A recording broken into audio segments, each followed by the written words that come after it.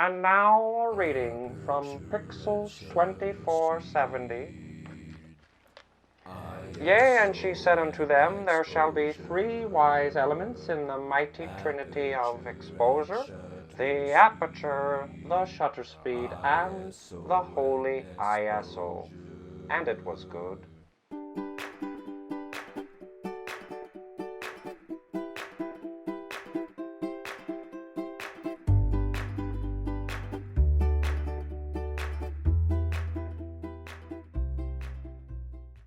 Good morrow, brothers and sisters, and welcome to Professional Photography Tips.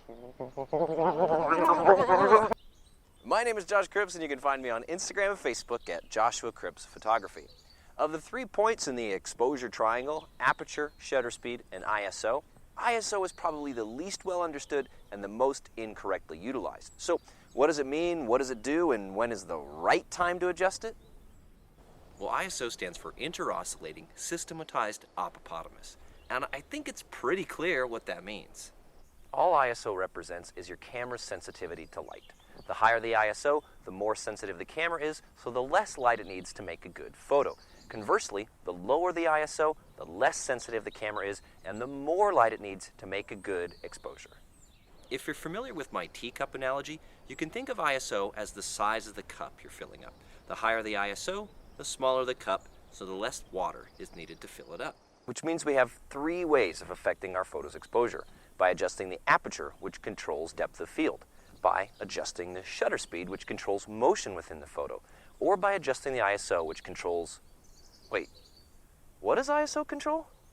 Creatively speaking, essentially nothing, which is why for 90% of your shots, you should set your ISO to its lowest native setting and forget about it. At this low setting, you get the highest dynamic range and the least amount of noise, which is to say the best image quality. So it's a good place to be. But if it doesn't have a specific creative effect, there has to be some other reason ISO is included in your camera, right? And there is. ISO can be adjusted in order to manipulate one of the other exposure settings, aperture, or most commonly, shutter speed.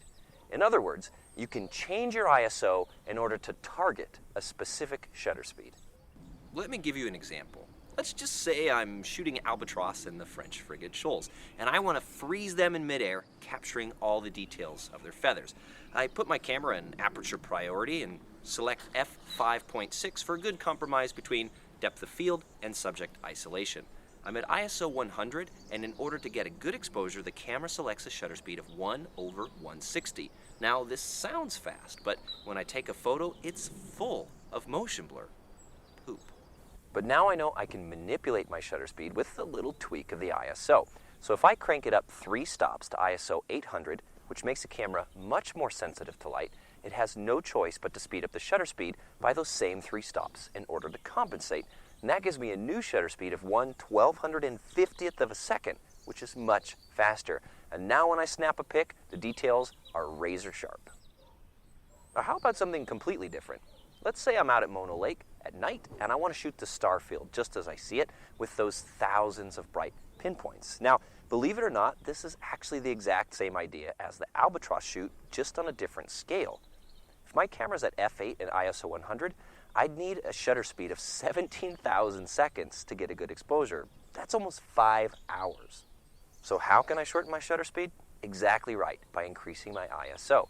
By upping it to ISO 400, I was able to bring the shutter speed down from 5 hours to just 74 minutes, which gave me a look like this.